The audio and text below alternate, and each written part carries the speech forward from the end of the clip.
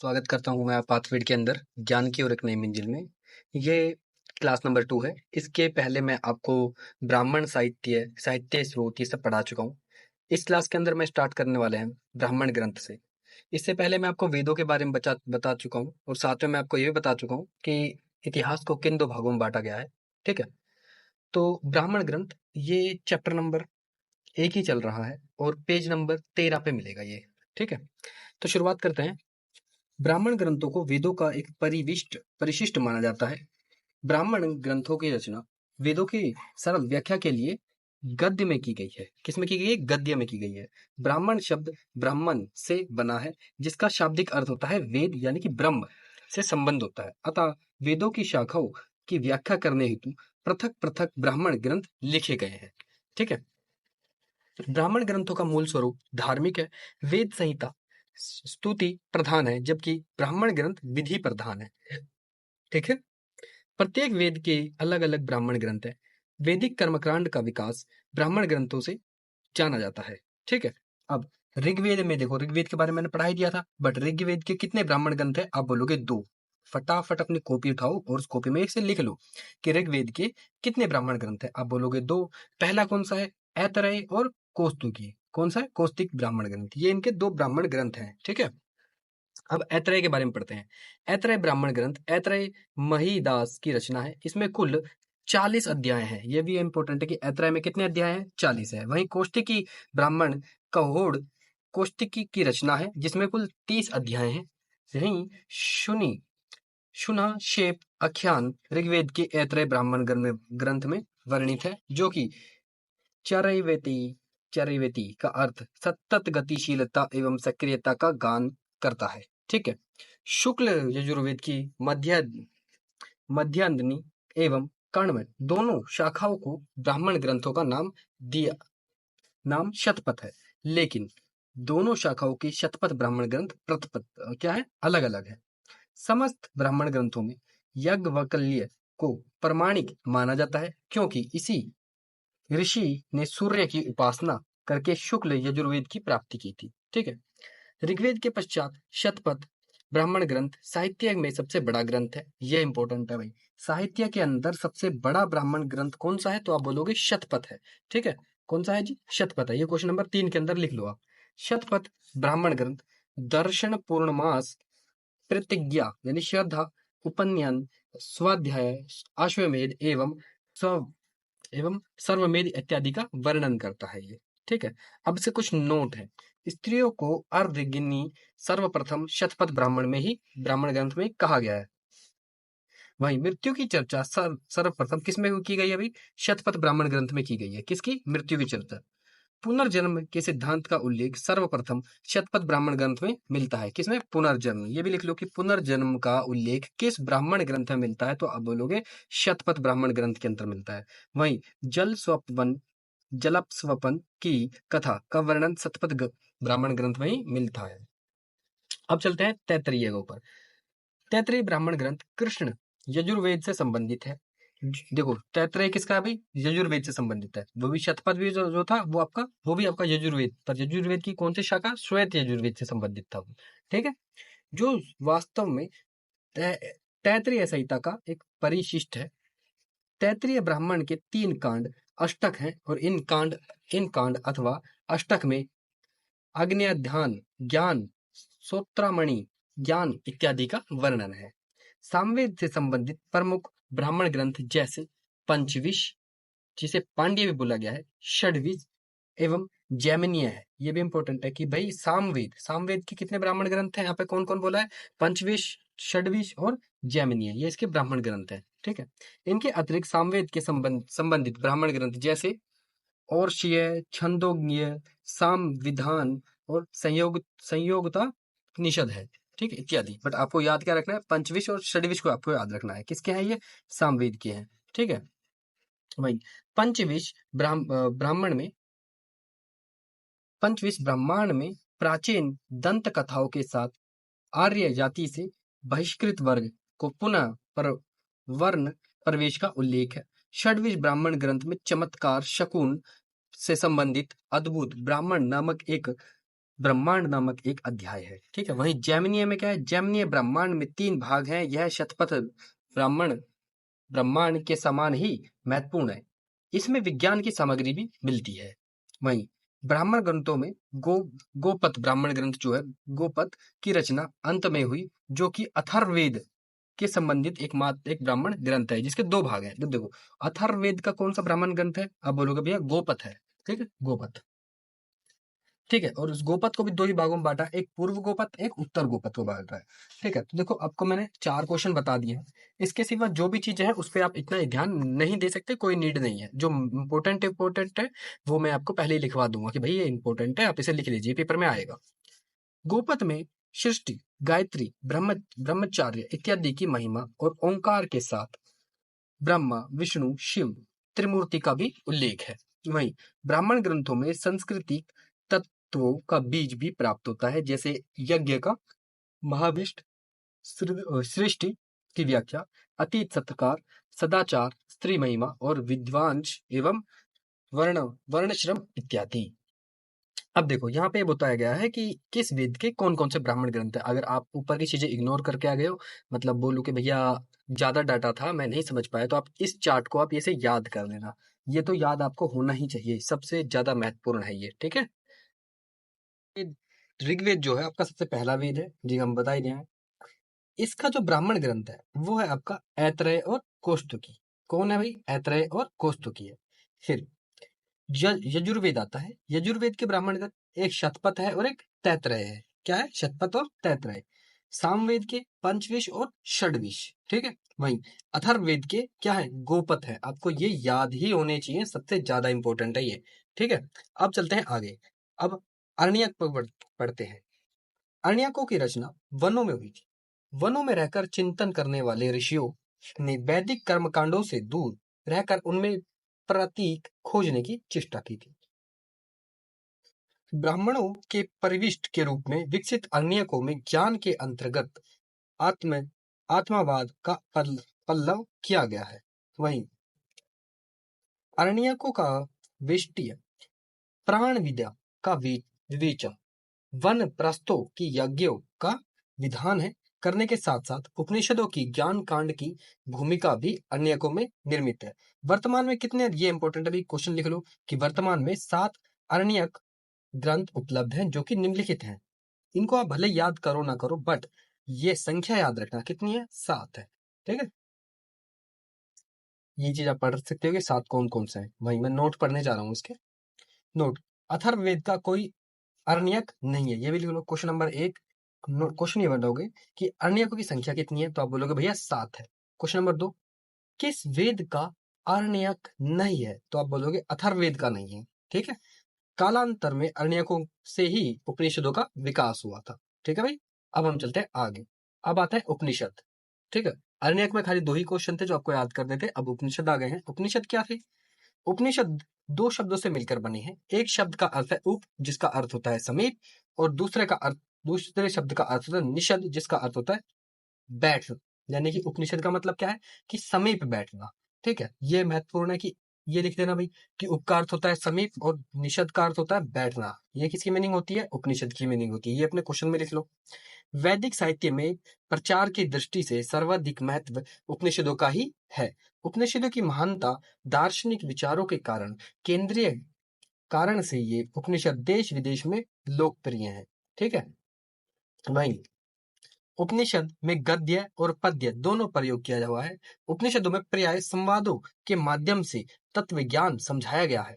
उपनिषदों में परम सुख की प्राप्ति का मार्ग भी बताया गया है। ठीक है, मुख्यतः प्राचीन उपनिषदों की संख्या कितनी है भाई, 13 थी, लेकिन कालांतर की में इनकी संख्या शताधिक 100 से अधिक हो गई। ठीक है, वैदिक शाखाओं में मूल रूप से दार्शनिक चिंतन हेतु विकसित उपनिषदों की गणना इस प्रकार की जाती है। सबसे पहले देखो, ऐतरेय और कौस्तुकीय किसके हैं, ये ऋग्वेद से संबंधित है।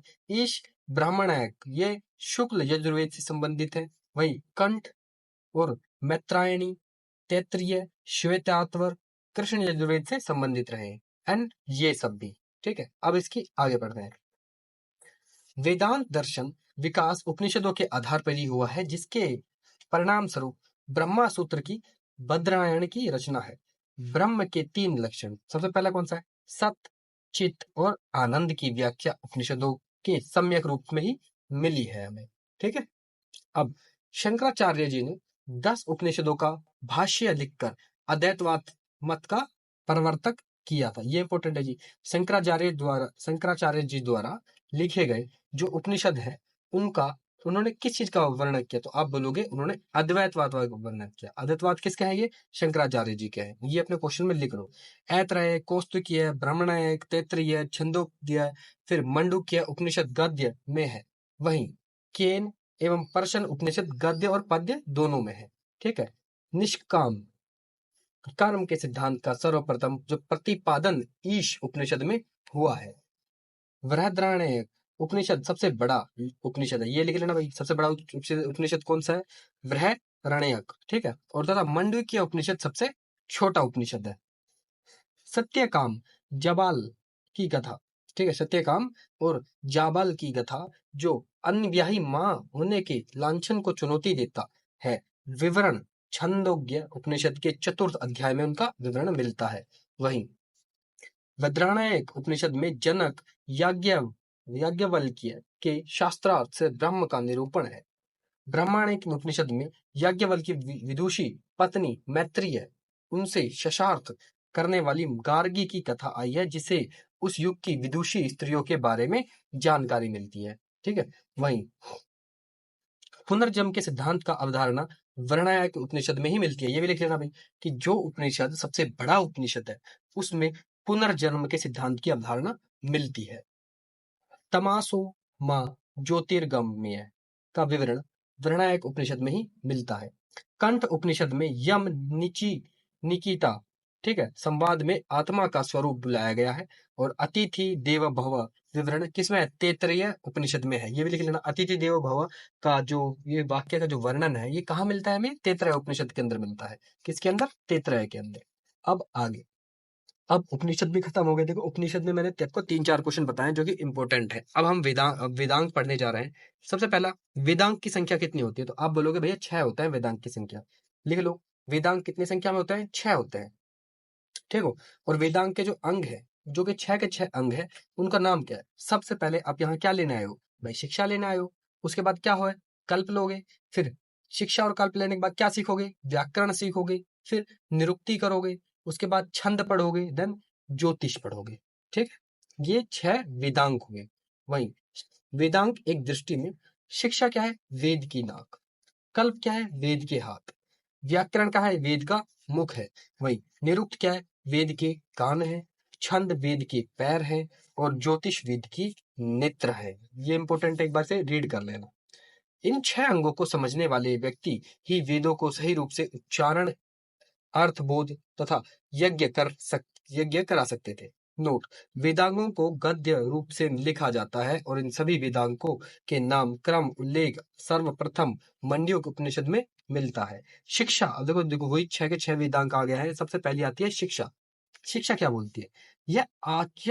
यह उच्चारण का विज्ञान है जो स्वर व्यंजन के उच्चारण का विधान करता है और इसका विस्तार प्रतिशाख्य ग्रंथों में मिलता है। ठीक है। वहीं वेदों को अलग अलग शाखाओं का उच्चारण बताने के कारण इन्हें पर प्रतिशाख्य भी कहा जाता है। किसको कहा जाता है? शिक्षा को कहा जाता है। ठीक है। वहीं कल्प, अब कल्प को पढ़ते हैं। यह मुख्य रूप से वैदिक कर्मकांड का प्रतिपादन करने वाला वेदांग। कल्प का शाब्दिक अर्थ विधान होता है। कल्प सूत्रों में यज्ञ में संबंधित विधान दिए गए कल्प के 4 भेद हैं जो कि निम्नलिखित हैं। देखो कल्प का जो पहला भेद है ना, वो श्रोत सूत्र है, गृहम सूत्र है, धर्म सूत्र है और शुल्ब सूत्र है। ये कल्प के 4 भेद हैं। ठीक है। अब ये चारों भिन्न भिन्न वेदों हेतु अलग अलग है। व्याकरण, अब आता है देखो कल्प के, देखो मैंने आपको कल्प के बाद अगला तीसरा बिंदु क्या आता है? व्याकरण आता है। यह वेदों का मुख कहा जाता है। भाई वेदों का मुख किसे कहते हैं? व्याकरण को कहते हैं। इसे शब्दों की मीमांसा करने वाला शस्त्र व्याकरण भी कहा जाता है, जिसका संबंध भाषा संबंधित नियमों से होता है। इसमें प्राकृति प्रत्यय के रूप में विभाजन करके पदुम व्युक्ति पाई जाती है। ठीक है, युक्ति पाई जाती है। वहीं आता है चौथे नंबर पे वेदांग में आता है निरुक्त। व्यवस्थित रूप से वैदिक शब्दों का अर्थ समझना ही निरुक्त है। ठीक है, निरुक्त का शाब्दिक अर्थ निर्वचन है।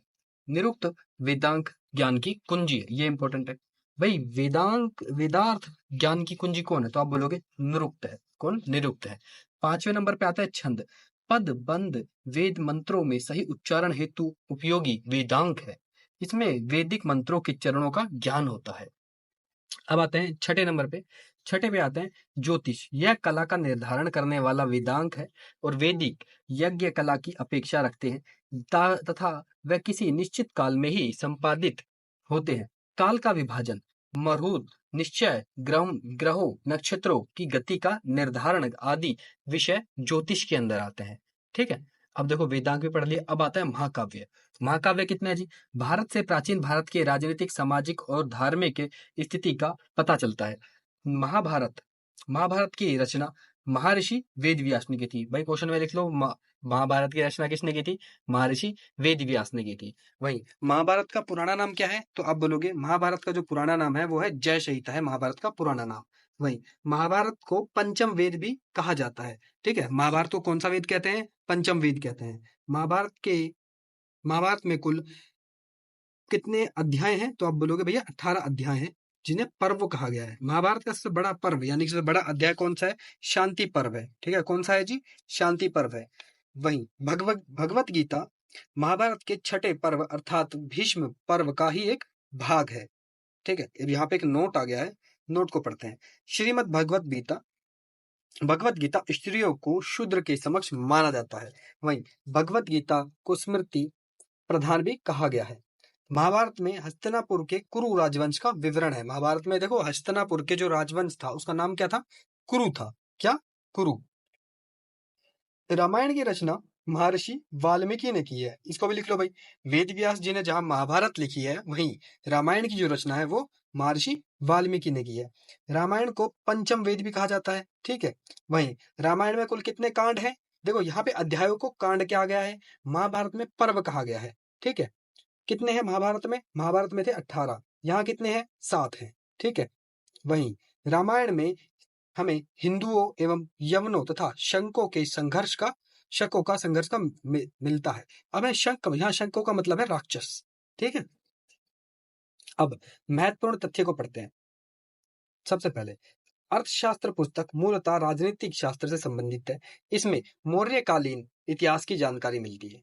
वहीं कथा सहित सागर रचनाकार कौन है? सोमदेव है। ये इंपॉर्टेंट है भाई। कथा सहित सागर के रचनाकार कौन है? सोमदेव है।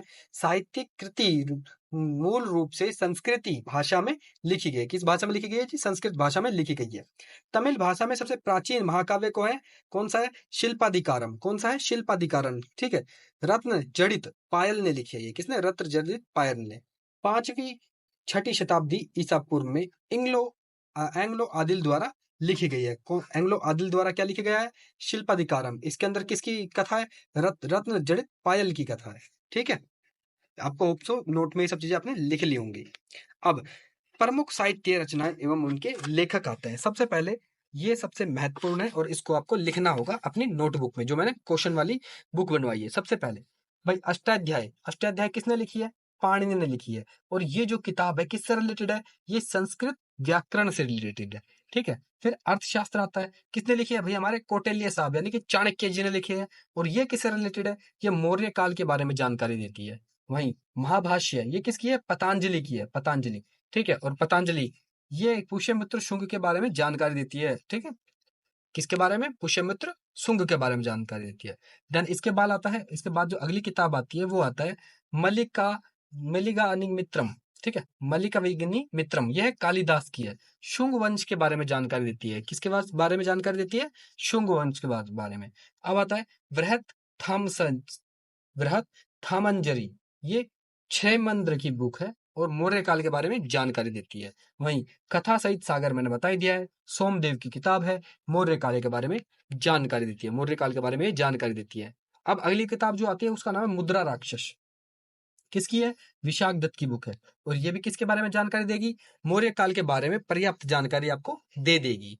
साथ में मच्छकट्टिकम, ठीक है। मृगकच्छिकम पट्टिमा, ये शूद्रक की किताब है। किसकी? शूद्रक की। किसके बारे में जानकारी देगी? गुप्त काल के समाज के बारे में ये जानकारी देती है। वहीं नीतिसार, नीतिसार किसकी है? कामदंग की है। कामदंग किसके बारे में जानकारी देगी? गुप्त काल के राजतंत्र के बारे में जानकारी देगी। ठीक है। हर्षचरित, ठीक है, शुरुआत में जब मैंने पहली क्लास ली थी तभी बताया था कि बाण भट्ट की किताब का नाम हर्षचरित्र है और हर्षवर्धन की उपलब्धियों के बारे में जानकारी देती है। कौन? हर्षचरित। रामचरित किसकी है अभी? संध्याकार की है। ठीक है, संध्याकार नंदी की है ये। और बंगाल के शासन रामपाल के जीवन के बारे में जानकारी देती है। ठीक है। वहीं राजतरंगिणी, ये महत्वपूर्ण महत्वपूर्ण किताब है राजतरंगिणी। यह कल्हण की और ये कश्मीर के राजवंश के क्रमबद्ध जानकारी देती है, यानी कश्मीर के इतिहास के बारे में अगर कोई किताब जानकारी देती है तो है राजतरंगिणी। ठीक है। वहीं पृथ्वीराज रासो चंद्रबरदाई, ये चंद्रबरदाई ने लिखी है। और पृथ्वीराज तृतीय, जिसे पृथ्वीराज चौहान की उपलब्धियों के बारे में जानकारी देती है। ये वही पृथ्वीराज है जिन्होंने 1191 में मोहम्मद गोरी को निपटाया था और परंतु 1192 में इनकी हार हुई थी। ठीक है। कि कौन से विश्वासघाती के कारण? जयपाल के कारण। अब देखो यहाँ पे इतिहास का एक पन्ना आपका समाप्त होता है। अब इतिहास का एक नया पन्ना खुलने जा रहा है जिसका नाम है प्रागैतिहासिक काल। ठीक है जी, प्रागैतिहासिक काल। ठीक है, तो हम इसको अब स्टार्ट करेंगे। तो प्रागैतिहासिक काल ऐसा काल जिसका कोई लिखित साक्ष्य नहीं है। लिख लो अपने टॉपिक मतलब किताब के अंदर कि भाई प्रागैतिहासिक काल का कोई लिखित साक्ष्य आज तक मिला है? तो इसका आंसर है जी नहीं, आज तक कोई भी लिखित साक्ष्य इसका नहीं मिला। अतः हम कह सकते हैं कि इस काल ऐतिहासिक पूर्ण रूप से उत्खनन तथा प्राप्त पुरातात्विक साक्ष्यों पर यह निर्भर करता है। अब इसके अंदर देखो क्या क्या आता है। इसके अंदर जो पहला काल आता है वो आता है आपका, तो पाषाण काल के अंदर क्या क्या आता है अभी? पाषाण काल का विभाजन 3 कालों में हुआ है। सबसे पहला जो काल है वो है पूरा पाषाण काल या पूर्व पाषाण काल। उसके बाद आता है मध्य पाषाण काल एंड नव पाषाण काल। अब हम सबसे पहले पूरा पाषाण काल पढ़ते हैं। इसके अंदर क्या था, तो चलो स्टार्ट करते हैं। पूरा पाषाण काल संस्कृति का उदय अभी नूतन युग में हुआ था। माना जाता है कि इस युग में धरती बर्फ से ढकी थी। ठीक है। वहीं पूरा पाषाण काल की संस्कृति के अवशेष सोन नदी घाटी नदी घाटी एवं नर्मदा नदी घाटी से मिलते हैं। मध्य प्रदेश भोपाल के समीप भीमबेटका नामक चित्रित शैल श्रेयों से भी पूरा पाषाण काल की संस्कृति के अवशेष मिले हैं। पूरा पाषाण काल में हथियारों का आविष्कार एक महत्वपूर्ण घटना थी। पूरा पाषाण काल को मानव के द्वारा लिखित प्रयोग किए जाने वाले पत्थर के औजार के फलस्वरूप जलवायु में होने वाले परिवर्तन के आधार पर 3 अवस्थाओं में विभाजित किया गया है। देखो पूरा पाषाण भाग काल को भी 3 भागों में बांटा गया है। सबसे पहले जो भाग है वो निम्न पूरा पाषाण काल या पूर्व पूरा पाषाण काल बोला, फिर मध्य पूरा पाषाण एंड उच्च पूरा पाषाण। अब निम्न पूरा पाषाण के अंदर क्या है? निम्न पूरा पाषाण या पूर्व पूरा पाषाण काल के अंदर सर्वप्रथम इस काल के उपकरण पंजाब पाकिस्तान के सोन नदी से प्राप्त हुए हैं, जिस कारण इसे सोन संस्कृति भी कहा जाता है। सोन संस्कृति शाब्दिक सर्वप्रथम 1936 में एच डी,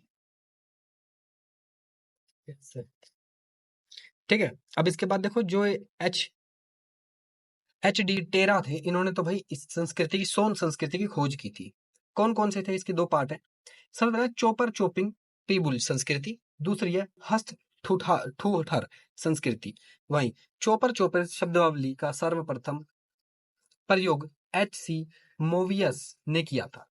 चोपर उपकरण बड़े आकार वाले उपकरण हैं जो पेबुल से निर्मित होते हैं। चोपिंग उपकरण द्विघाती होते हैं। हस्त ठुठर संस्कृति मद्रास संस्कृति भी कहा जाता है। ठीक है भाई। सर्वप्रथम हस्त ठुठर संस्कृति के उपकरण पल्लवरम मद्रास से रॉबर्ट ब्रूस फूड ने भारत लाए थे। सोन संस्कृति मद्रास संस्कृति के इकट्ठे साथ मिलने के परिणाम चित्तौड़गढ़ राजस्थान से मिलते हैं। ठीक, कहां से मिलते हैं? राजस्थान से मिलते हैं। देखो अभी तक मैंने जो जो चीजें पढ़ाई हैं उसमें आपको जो चीजें लिखवा रहा हूँ कभी कॉपी में लिख लो, वो तो कॉपी में लिखनी ही लिखनी है। ठीक है, क्योंकि वो मोस्ट इंपॉर्टेंट है।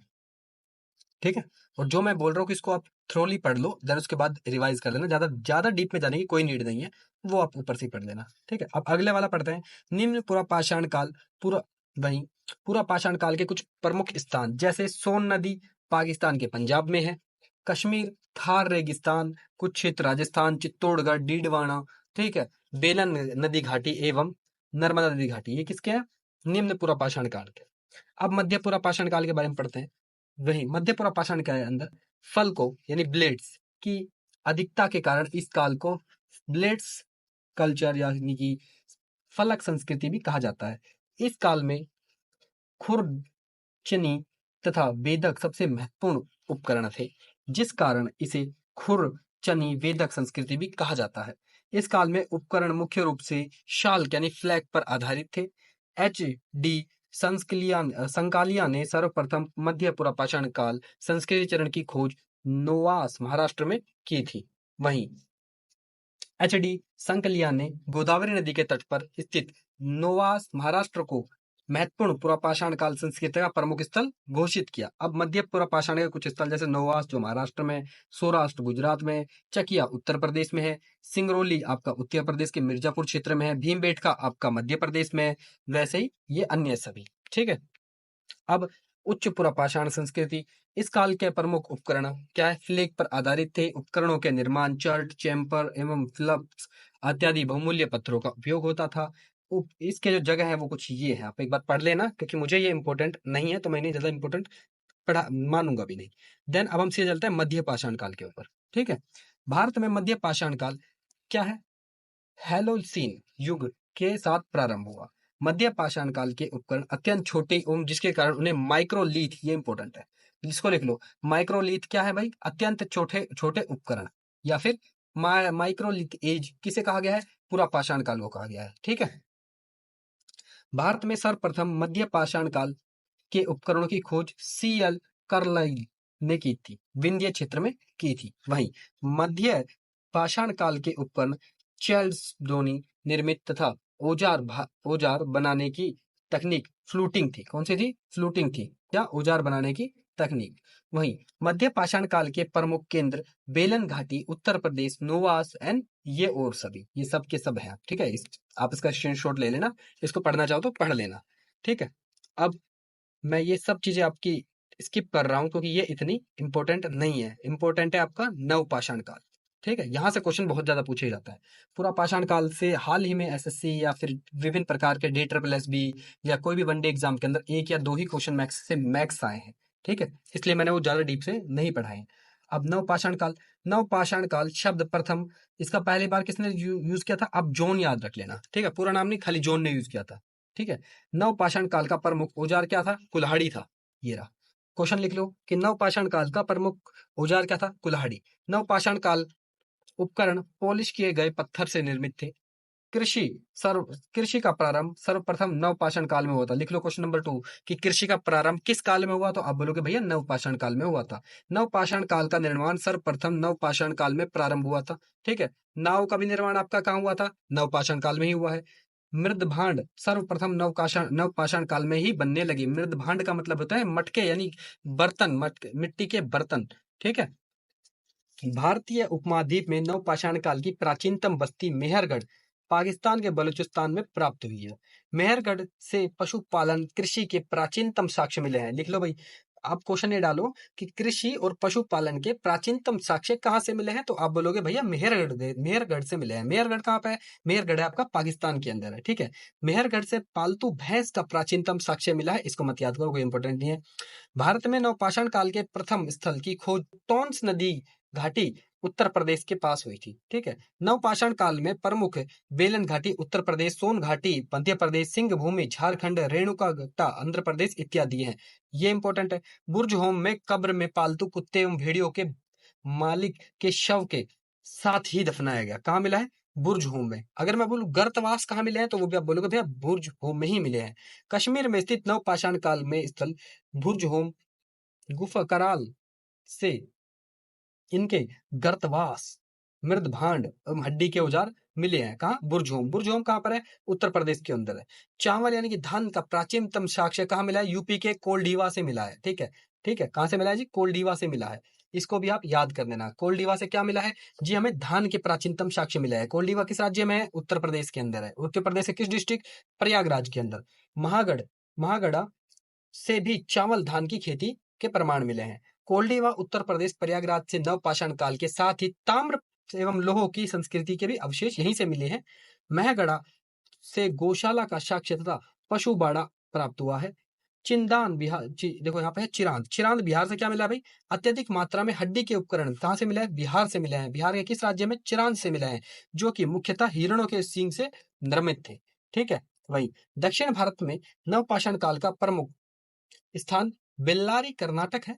बेल्लारी कर्नाटक इनके नवपाषाण काल के स्थलों में संगनकल्लू, बुधिहल और टेरिकोटा इत्यादि के अवशेष मिले हैं। टेरिकोटा सर्वप्रथम नवपाषाण काल साक्ष्य दक्षिण भारत में संगनकल्लूर एवं नागार्जुनगोंडा से प्राप्त हुए। ठीक है, ये इतना इंपॉर्टेंट नहीं है, इग्नोर कर सकते हैं चाहे तो। बुधिहल कर्नाटका में सामुदायिक भोज उत्सव का साक्ष्य मिला है। ठीक है। वहीं टक्कल लोट कर्नाटक से कान की बालियां मिली है। कर्नाटक में स्थित नवपाषाण काल के स्थल में मास्की और पिक्कलहील से राख के टीले यानी भस्म के टीले भी मिले हैं। भारत में नवपाषाण काल के कुछ मुख्य स्रोत ये सब इसने लिख दिए हैं। ठीक है, अब यह महत्वपूर्ण। सबसे पहले भाई आग का खोज, जो आग की जो आविष्कार हुआ है वो आपका पुरापाषाण काल में हुआ है। पहिया नवपाषाण काल में मिला। ठीक है, मनुष्य से घर बनाने की जो प्रवृत्ति या फिर जो इस टेक्नोलॉजी सीखी वो नवपाषाण में सीखी इसने। मनुष्य ने सबसे पहले किसको अपना दोस्त बनाया? तो आप बोलोगे भैया कुत्ते को बनाया। ठीक है, पुरापाषाण काल में मानव की जीविका का मुख्य आधार क्या था? भाई शिकार करके खाना खाते थे। पुरापाषाण काल में पत्थर के औजार सबसे पहले आए थे। ठीक है, भीमबेटका पुरापाषाण काल का एक प्रसिद्ध स्थल है, मध्य प्रदेश में स्थित है जो कि। ठीक है, और उच्च पुरापाषाण में हड्डी से बनी मातृ देवी की प्रतिमा मेलन घाटी से उत्तर प्रदेश से मिली है। नवपाषाण काल में मिट्टी के बर्तनों का पता लगाया गया, जिन्हें मृद भांड बोला गया। मनुष्य ने सबसे पहले तांबा धातु का प्रयोग किया। मनुष्य द्वारा प्रयोग की जाने वाली जो प्रथम औजार जो है वो कौन से है? कुल्हाड़ी थी। मनुष्य द्वारा बोई गई सबसे पहली फसल क्या है? जो जिसे यव भी बोला गया है। ठीक है, और यहाँ पर ये वाला टॉपिक आज का पाषाण काल आपका खत्म होता है। अब आपकी स्टार्ट होने वाली है सिंधु घाटी सभ्यता। ठीक है, सिंधु घाटी सभ्यता ये इंपॉर्टेंट है, यहाँ से बहुत बार प्रश्न पूछे गए हैं। ठीक है, हाँ तो अब जो ये नया टॉपिक पढ़ाने जा रहा हूँ ये यहाँ से काफी ज्यादा प्रश्न पूछे जाते हैं। इससे पहले जो टॉपिक पढ़ाए हैं वहां से मैक्स एक या दो क्वेश्चन आ जाते हैं, वो भी कभी कभी। वो इतने ज्यादा इंपॉर्टेंट सच बताऊं तो वो इतने ज्यादा नहीं पूछा जाता, बट यहाँ से बहुत बार प्रश्न आए हैं और ठीक ठाक प्रश्न आए हैं। तो बिना समय गवाए इस टॉपिक को स्टार्ट करते हैं। सिंधु घाटी सभ्यता यानी जिसे हड़प्पा सभ्यता भी बोला जाता है। सिंधु घाटी सभ्यता हड़प्पा सभ्यता का नामांकन जो काल निर्धारण है वो भौगोलिक विस्तार एवं निर्माता है। सर्वप्रथम हड़प्पा के टीलों की ओर 1826 में चार्ल्स मैसन ने लोगों का ध्यान आकर्षित किया और 1850 के दशक में हड़प्पा के टीलों का सर्वे अलेक्जेंडर कनिंगम ने किया था। ठीक है, वहीं इस सभ्यता हेतु सिंधु घाटी सभ्यता एवं हड़प्पा सभ्यता का जो नाम प्रयोग होता है वो, लेकिन इस सभ्यता का अधिकांश केंद्रों का उत्खनन सिंधु नदी घाटी क्षेत्र से बाहर ही हुआ है। तो सिंधु घाटी सभ्यता इस सभ्यता हेतु उपयुक्त नाम सही नहीं है। सर्वप्रथम 1921 में राय बहादुर दयाराम साहनी ने सर्व भारतीय पुरातत्व सर्वेक्षण विभाग के महानिर्देशक सर जॉन मार्शल के निर्देशन पर पाकिस्तान के पंजाब प्रांत में माउंट गोमरी जिले में रावी नदी के बाएं तट पर स्थित इस सभ्यता की प्रथम स्थल हड़प्पा अवशेषण किया था। देखो इसी छोटे से पैरा में आपको 3 क्वेश्चन मिल गए कि 1921 में कौन थे? दयाराम साहनी थे। ठीक है, किसके निर्देशन में? जॉन मार्शल के निर्देशन में। कहां पर? पाकिस्तान के पंजाब में। और कौन सी नदी? वो थी आपकी रावी नदी के बाएं तट पर। किसको ढूंढा? हड़प्पा को ढूंढा। ठीक है, मिल गए 4 क्वेश्चन। इसके साथ ही इसी स्थल के नाम पर इस सभ्यता का नाम क्या रखा? हड़प्पा सभ्यता रखा गया है। अब पुरातत्व के माध्यम से उत्खनित स्थल के नाम पर होता है, इसी कारण इस सभ्यता का जो नाम है वो हड़प्पा सभ्यता भी रखा गया। सिंधु घाटी सभ्यता यानी हड़प्पा सभ्यता का सर्वाधिक संकेंद्रीकरण सरस्वती नदी घाटी में घग्गर हाखरा नदी के तट पर स्थित है, इसलिए कुछ विद्वानों ने इस सभ्यता को सिंधु सरस्वती सभ्यता या सरस्वती सभ्यता भी कहा है। सिंधु घाटी की सभ्यता हड़प्पा सभ्यता को सैंधव सभ्यता भी कहते हैं। ठीक है, सिंधु घाटी की सभ्यता हड़प्पा सभ्यता को तृतीय कांस्य युगीन सभ्यता भी कहा जाता है। अन्य 2 कांस्य युगीन सभ्यता मिस्र और मेसोपोटामिया की सभ्यताएं रही हैं। ठीक है, अब हम आगे चलते हैं। हड़प्पावासी तांबे तथा टीन से निर्मित करके कांसे का निर्माण करते थे। ठीक है, इनका मिश्रित करके कांसे का निर्माण करते थे। सिंधु घाटी की सभ्यता हड़प्पा स्थल का विस्तार भारतीय उपमहाद्वीप में भारतीय, भारत और पाकिस्तान एवं अफगानिस्तान 3 देशों तक फैला हुआ है। सिंधु घाटी सभ्यता का विस्तार भारत में जम्मू कश्मीर, पंजाब, हरियाणा, उत्तर प्रदेश, राजस्थान और गुजरात, महाराष्ट्र तक है। ठीक है, वहीं सिंधु घाटी सभ्यता हड़प के अधिकांश खोज स्थल जो है वो आपके भारत में ही है। ठीक है, भारत में ही इसके अधिकांश खोज स्थल। भारत के गुजरात राज्य में सिंधु घाटी सभ्यता हड़प्पा के सर्वाधिक स्थल माने गए हैं। वर्ष 1922 में जॉन मार्शल के निर्देशन में ही पाकिस्तान के सिंध के लरकाना जिले में सिंधु नदी के दाएं तट पर मोहनजोदाड़ो की खोज राखलदास बनर्जी ने की। यहाँ पे 3 क्वेश्चन। राखलदास बनर्जी ने क्या करी? मोहनजोदाड़ो की खोज करी। कब करी? 1922 में करी। किसके कहने पर? जॉन मार्शल के कहने पर। किस तरफ? जी, सिंधु नदी के कौन से तट पर? बाएं तट पर। ठीक है, कौन से? बाएं तट पे। वो ऊपर वाली कौन सी थी? रावी नदी के वो दाया था, ये सिंधु नदी के बाएं तट पे। ठीक है, वहीं ठीक इसके लगभग 11-12 साल बाद 1931 में सर जॉन मार्शल ने सिंधु घाटी सभ्यता हड़प्पा सभ्यता की तिथि निर्धारित करी। रेडियो कार्बन 14 यानी C14 जैसी नवीन विश्लेषित पद्धति के द्वारा सिंधु घाटी सभ्यता हड़प्पा कालीन भारतीय लगभग 2500 से 1750 ईसा पूर्व माना गया है। माना जाता है कि यह सभ्यता 400 से 500 वर्ष तक विद्यमान रही और यह सभ्यता 2200 ईसा पूर्व से 2000 ईसा पूर्व के मध्य तथा अधी अपनी परिपक्वावस्था में ही थी। एक नवीन शोध में यह पाया गया है कि यहाँ लगभग 8000 साल पुरानी सभ्यता है ये। ठीक है, कितने साल पुरानी? 8000 साल पुरानी। अब देखो, कुछ विद्वान यानी कि उनकी या फिर उनकी पुस्तक और उनके कुछ समय बताए गए। सन जॉन मार्शल ने ये बताया है। अर्नेस्ट मैके ने सिंधु घाटी सभ्यता का टाइम ये बताया है।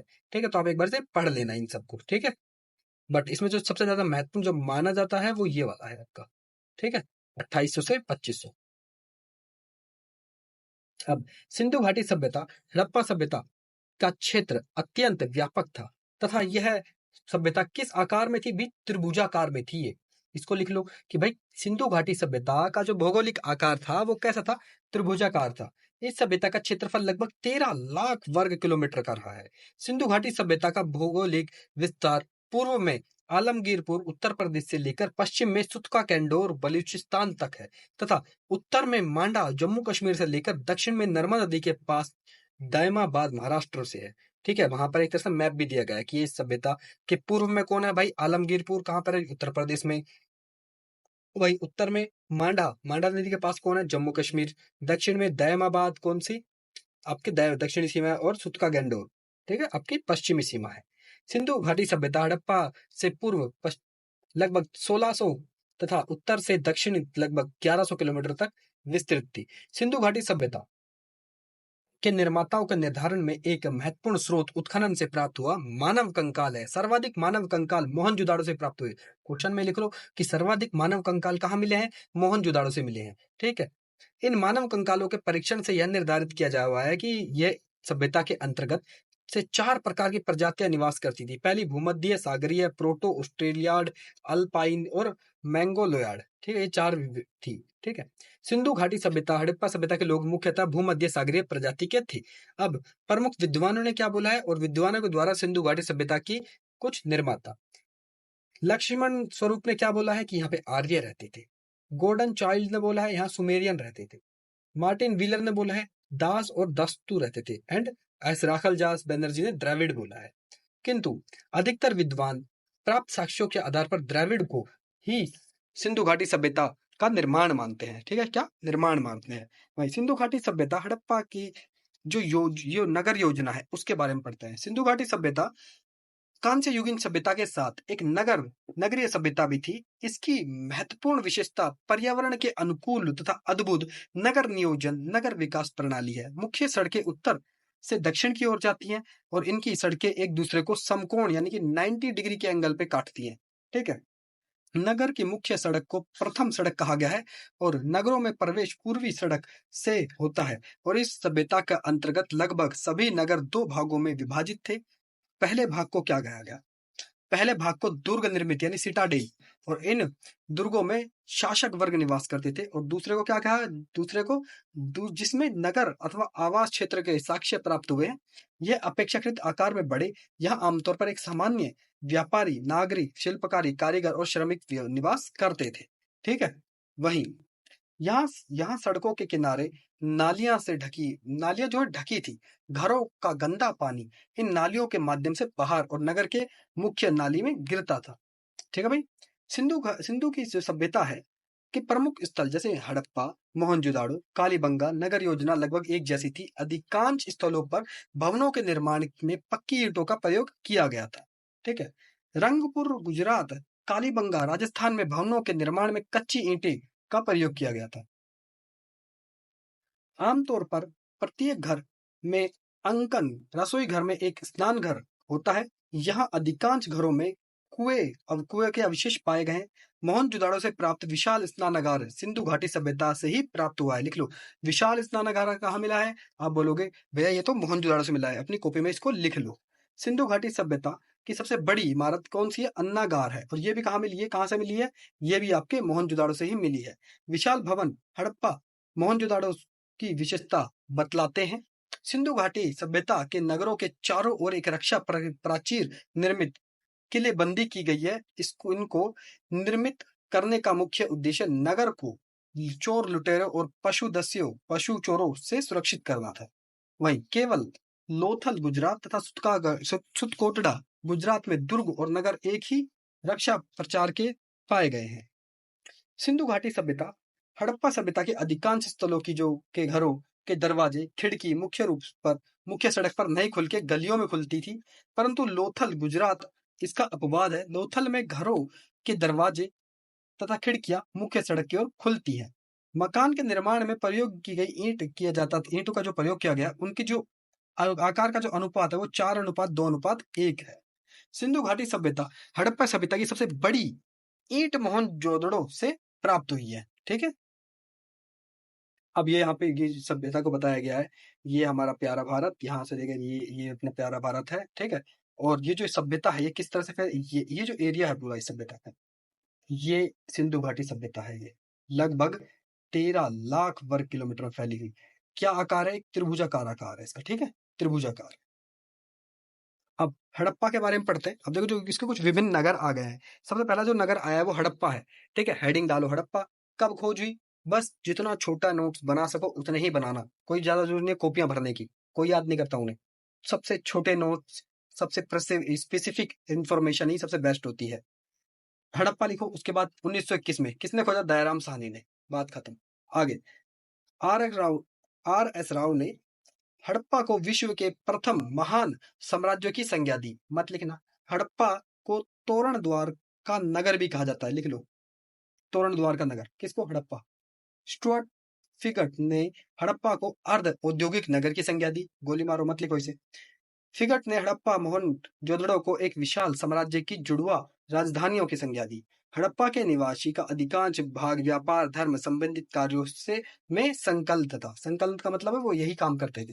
हड़प्पा के टीलों में पूर्वी टीले का नगर टीला और पश्चिमी टीले को दुर्ग टीला कहा गया है। हड़प्पा के रक्षा हेतु पश्चिमी में एक दुर्ग का निर्माण किया गया था। माना जाता है कि यह दुर्ग दक्षिण तक लगभग 415 मीटर लंबा और पूर्व से लगभग 195 मीटर चौड़ा था।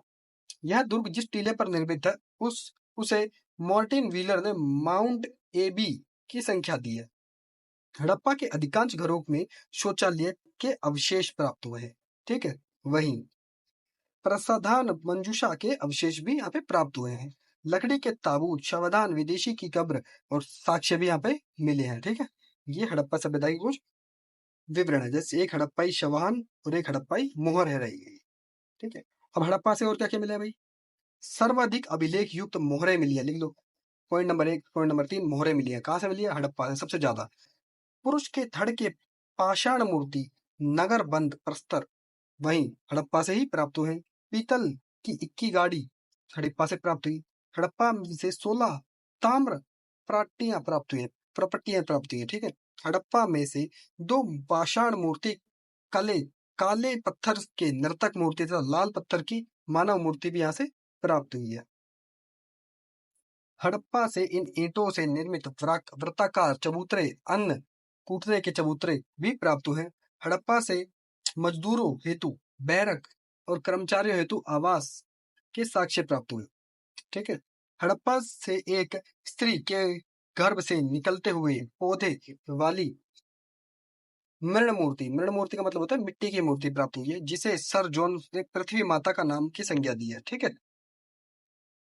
हड़प्पा की आवास क्षेत्र में दक्षिण में एक कब्रिस्तान स्थित है, जिसका नामांकन R37 रखा गया है। ठीक है। अब हड़प्पा के अंदर जो महत्वपूर्ण चीज थी मैंने बताई दी है। अब हम बात करते हैं मोहनजोदाड़ो के ऊपर। मोहनजोदाड़ो से क्या क्या मिला है आपका।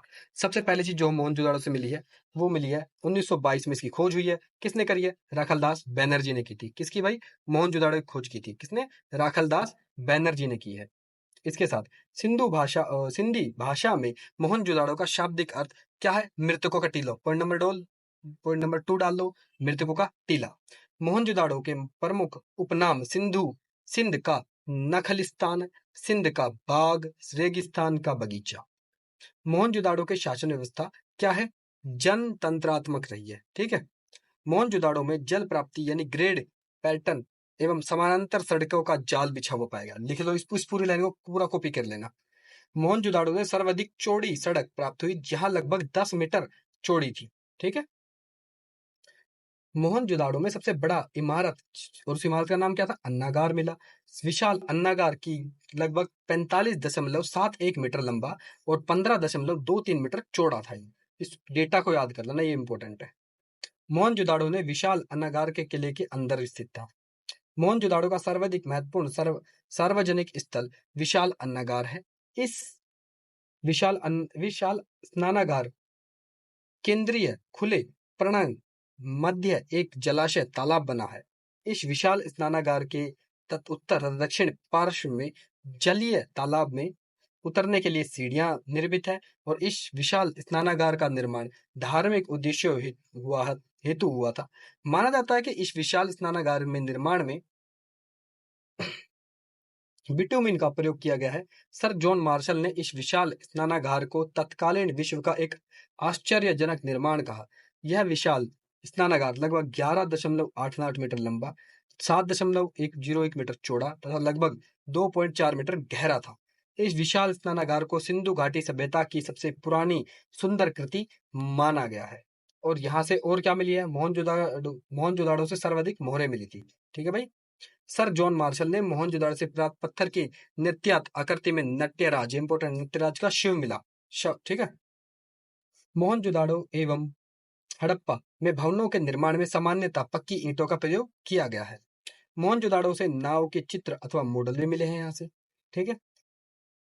मोहनजोदाड़ो से चांदी के बर्तन में कपड़े के अवशेष भी मिले हैं। मोहनजोदाड़ो से कांसे की नर्तकी एक मूर्ति पाई गई है। इस मूर्ति को द्विवी मोम विधि के द्वारा बनाया गया है।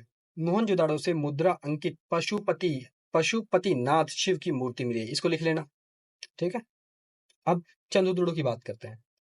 चंद्रद्रोण पाकिस्तान के सिंध प्रांत में सिंधु नदी के तट पर स्थित है। इसकी खोज किसने? माजुमदार ने की थी। यहाँ पर उत्खनन कार्य अर्नेस्ट मैर्के ने करवाया। किसने कराया? अर्नेस्ट मैर्के ने। ठीक है। अब चंद्रद्रोण के बारे में पढ़ते हैं। चंद्रद्रोण सिंधु घाटी सभ्यता का औद्योगिक केंद्र था। चंद्रद्रोण से वर्गाकार ईंटों का निर्माण मिला है। चंद्रद्रोण में गुड़िया निर्माण का कारखाना मिला है। चंद्रद्रोण मनका बनाने का एक प्रमुख केंद्र था। इसको लिख लेना, चंद्रद्रोण के नीचे मनका बनाने का एक प्रमुख केंद्र। वहीं चंद्रद्रोण में से किसी दुर्ग का अस्तित्व प्राप्त नहीं हुआ है। चंद्रद्रोण से जूझकर झांझर संस्कृति के अवशेष भी मिले हैं। अब लोथल, ये लोथल इंपॉर्टेंट है। लोथल भारत के गुजरात राज्य में अहमदाबाद जिले के भगवा नदी, ठीक है, किसके? भोगवा नदी के किनारे पर स्थित है। इसकी खोज किसने की है? राव ने करी है जी। लोथल लघु हड़प्पा, लघु मोहनजोदाड़ो भी कहा जाता है। ठीक है। किसको? लोथल को कहते हैं। लोथल सिंधु घाटी सभ्यता का एक प्रमुख बंदरगाह था। क्या था लोथल? एक बंदरगाह था, इसे भूलना मत। ठीक है। क्या था लोथल? बंदरगाह था। ठीक है। कहीं आप भूल जाओ उसे। इसके बाद आगे पढ़ते हैं। लोथल की पूर्वी भाग से जहाज गोदी डॉक यार्ड प्राप्त हुए, यानी ठीक है, इसलिए लोथल को गोदीवाड़ा भी नाम दिया गया है। यह पक्की ईंट से निर्मित है। इसका आकार क्या है? 214 मीटर लंबा, 36 मीटर चौड़ा और 3.3 मीटर गहरा था ये। ठीक है। और लोथल को अन्य किस नाम से जाना जाता है? लोथल का गोदी बाड़ा सिंधु घाटी सभ्यता के सबसे बड़ी संरचना है। ठीक है। लोथल से भी नाव के चित्र अथवा मॉडल प्राप्त हुए हैं हमें। लोथल में नगर के दो भागों में विभाजित नहीं करके एक ही रक्षा प्राचीर से संपूर्ण नगर में दुर्गीकृत किया गया था। लोथल से चावल का प्रथम साक्ष्य मिला है। लोथल से फारस की मोहर तथा सिक्के रंग में रंगे हुए पत्थरों से मिलने का प्रमाण हमें मिलता है। लोथल से 3 युगल समाधियां मिली हैं। 3 युगल समाधियां मिली हैं, इसके बारे में पढ़ते हैं। ये क्लियर हो गया। देखो लोथल मैंने पढ़ा दिया। अब चलते हैं हम कालीबंगा के ऊपर। कालीगंगा गंगा कहाँ पर है? कालीबंगा आपका राजस्थान के अंदर है। इसका जिला हनुमानगढ़। भारत के राजस्थान राज्य के हनुमानगढ़ जिले में घग्गर नदी के बाएं तट पर स्थित है। इसकी खोज किसने? आमला नंद ने की थी। ठीक है। यहाँ पर उत्खनन कार्य बीबी लाल और बी के थापर ने किया था। कालीबंगा के उत्खनन में हड़प्पा कालीन संस्कृति के 5 स्तर मिले हैं। कालीबंगा का शाब्दिक अर्थ है काले रंग की चूड़ियां। ठीक है। क्या है? काले रंग की चूड़ियां। यहाँ पे क्या मिला? एक जुता हुआ खेत मिला है। और क्या मिला है? कालीबंगा में एक फर्श से अलंकृत ईंटों के साक्ष्य मिले हैं। कालीबंगा 7 आयताकार अग्निकुंड प्राप्त किए गए हैं। यहाँ पे कालीबंगा में भवन के निर्माण में कच्ची ईंटों का प्रयोग किया गया है। ठीक है भाई, कौन सी ईंटों का प्रयोग किया गया है? कच्ची ईंटों का प्रयोग किया गया है। वहीं अब आगे कालीबंगा में दुर्ग नगर क्षेत्र अलग अलग रक्षा प्राचीर से घिरे हुए हैं। कालीबंगा में स्पष्ट रूप से जल निकास प्रणाली का क्या था? अभाव था, यहाँ थी नहीं। ठीक है। कालीबंगा में शवों के अंत्येष्टि संस्कार हेतु 3 विधियों के प्रचलित होने के प्रमाण मिलते हैं हमें। अब कालीबंगा से प्राकात्मक समाधियां प्राप्त हुई हैं और कालीबंगा से बेलनाकार मोहरें भी मिली हैं हमें। ठीक है। अब हम चलते हैं बनवाली। बनवाली कहाँ है? राजस्थान के अंदर, फतेहाबाद जिले के अंदर है। बनवाली भारत के हरियाणा, सॉरी बनवाली हरियाणा है, मैंने गलती से राजस्थान बोल दिया। बनवाली भारत के हरियाणा राज्य के फतेहाबाद जिले में स्थित है। इसकी खोज बिष्ट ने की थी। माना जाता है कि बनवाली समृद्ध लोगों का एक नगर था। बनवाली हड़प्पा कालीन संस्कृति के 3 प्रमुख सैंधव, विकसित सैंधव एवं उत्तर सैंधव संस्कृतियों के अवशेष मिले हैं। बनवाली में स्पष्ट रूप से जल निकासी प्रणाली का यहाँ पे भी अभाव मिला है, कालीबंगा की तरह। ठीक है। वहीं बनवाली से जो यानी कि यव के अवशेष भी मिले हैं। ये इंपॉर्टेंट है कि बनवाली से क्या मिला है भाई? जो के अवशेष मिला है। और क्या क्या मिला है? बनवाली से खिलौने के रूप में हल की आकृति, मिट्टी का हल, ठीक है, भी यहाँ पे मिला है, यानी हल का टेराकोटा मिला है। ठीक है। अब धोलावीरा। धोलावीरा से क्या मिला है? धोलावीरा से गुजरात राज्य के कच्छ जिले में स्थित है। इसकी खोज जोशी जी ने की थी। यहाँ पर उत्खनन कार्य बिष्ट ने करवाया था। धोलावीरा में भारत में खोजा गया दूसरा सबसे बड़ा हड़प्पाकालीन नगर है। धोलावीरा सफेद कुआं आयताकार नगर भी कहा जाता है। धोलावीरा को 7 सांस्कृतिक चरणों में विभाजित किया गया है। धोलावीरा सिंधु घाटी सभ्यता का एकमात्र खेल का मैदान यानी स्टेडियम बोला गया है इसे। ठीक है। वहीं धोलावीरा में एक से सूचना पट्ट साइन बोर्ड मिले हैं। देखो ये सूचना पट्ट यहाँ धोलावीरा से मिला है। ये धोलावीरा से प्राप्त हुआ एक सूचना बोर्ड। धोलावीरा से उत्कृष्ट प्रबंधन कृत्रिम जलाशय के साक्ष्य भी धोलावीरा से ही मिले हैं। ठीक है। ये धोलावीरा से मिले हैं। अब धोलावीरा के 3 विभाजित था, जो कि 3 भागों में विभाजित था। पहले दुर्ग भाग, मध्य भाग और निचला भाग। धोलावीरा के मध्य नगर में शासन अधिकार वर्ग निवास करते थे। अधिकतर अधिकारी वर्ग निवास करते थे। धोलावीरा के अतिरिक्त अन्य हड़प्पाकालीन नगर केवल 2 भागों में ही विभाजित थे। धोलावीरा के अन्य हड़प्पाकालीन नगर के पश्चिमी भाग में दुर्ग के प्रशासनिक अथवा धार्मिक क्रियाकलाप आयोजित किए गए थे। कहाँ पे जी? धोलावीरा में। अब राखीगढ़ी की बात करते हैं। राखीगढ़ी को प्राक हड़प्पा स्थल माना जाता है। यह भारत के हरियाणा में स्थित है। हरियाणा में कहाँ पे जी? हरियाणा के हिसार जिले में स्थित है। सिंधु घाटी सभ्यता के 5 सबसे बड़े नगरों में से एक है। राखीगढ़ी भारत में खोजा गया सबसे बड़ा हड़प्पाकालीन नगर है। और दूसरे नंबर पे कौन था जी? धोलावीरा था। राखीगढ़ी से अन्नगार के साक्ष्य मिले हैं। राखीगढ़ी से हड़प्पाकालीन कंकाल के भी अवशेष मिले हैं। ठीक है भाई। अब रोपड़ की बात करते हैं। रोपड़ भारत के पंजाब राज्य में सतलज नदी के बाएं तट पर स्थित तथा 1950 में उत्खनन कार्य किसने? द शर्मा ने करवाया था। नोट, रोपड़ स्वतंत्रता के पश्चात भारत में खोजा गया, उत्खनन किया गया प्रथम स्थल है। रोपड़ से मानव की कब्र के साथ कुत्ते के शवाधान भी मिले हैं। ठीक है भाई। भाई रोपड़ से मुद्रांकन की भी प्राप्ति हुई है, यानी मुद्रा मिली है। अब देखो ये इंपॉर्टेंट है, इसे याद कर लेना। हड़प्पा जो है कहाँ पर है? पाकिस्तान में। कौन सी नदी के पास? रावी नदी के पास। मोहनजोदाड़ो पाकिस्तान में, सिंधु नदी के पास। चंद्रदुर्ग पाकिस्तान में, सिंधु नदी के पास। लोथल गुजरात में, भोगल भोगवा नदी के पास। कालीबंगा राजस्थान और घग्गर नदी के पास। बाकी ये अन्य क्षेत्र है। वहीं रोपड़ जो अभी भी पढ़ा है, ये क्या है? पंजाब में है और सतलज नदी के पास है। सुत का गैंडोर पाकिस्तान में, दस्क नदी के पास। आलमगीरपुर मेरठ के अंदर, हिंडन रिवर के पास। तो यहाँ पर ये क्लास होती है समाप्त। होप सो आपको क्लास पसंद आई हो। आप इसको लाइक करिए, शेयर करिए, सब्सक्राइब करिए। अभी तक जो है मैं आपको पढ़ा चुका हूँ पेज नंबर 20 तक। ठीक है। नेक्स्ट क्लास जब स्टार्ट करूंगा मैं पेज नंबर 21 से स्टार्ट करूंगा और कोशिश करूंगा कम से कम 7 से लेकर 10 पेज करा दूं, क्योंकि इस किताब के अंदर मात्र 45 पेजेस के अंदर एक्यूरेसी के साथ हिस्ट्री को खत्म कराया गया है। ठीक है। तो अभी तक हम 20 पेज कर चुके हैं। बचे जो पेजेस हैं आपके लगभग 25 पेज बचे हैं, वो फटाफट करके हिस्ट्री समाप्त हो जाएगी। देन उसके बाद आप रिवीजन कर लेना और उसके बाद टेस्ट दे लेना। आप टेक्स्ट बुक वगैरह जिस भी आप देना चाहो उस पर टेस्ट दे सकते हो। ये आपकी तैयारी के लिए एक रामबाण स्ट्रेटजी होगी। ठीक है। सबसे पहले आपको फोकस करना है क्लास के ऊपर, देन फोकस करना है जो मैंने नोट्स लिखवाए हैं उन नोट्स को अच्छे से याद करना है। ठीक है, क्योंकि वो बहुत ज्यादा इंपॉर्टेंट है आपके, क्योंकि आगे चल के जब मैं और पढ़ाऊंगा तो उस नोट्स के अंदर मैं अपग्रेडेशन करवाऊंगा। ठीक है। अगर आपका कोई डाउट है, कुछ पूछना चाहते हो मुझसे, तो आप कमेंट सेक्शन आपके लिए खुला हुआ है, आप उस पर लिख सकते हो। मैं डेफिनेटली आपके आंसर्स का जवाब दूंगा। Thank you so much.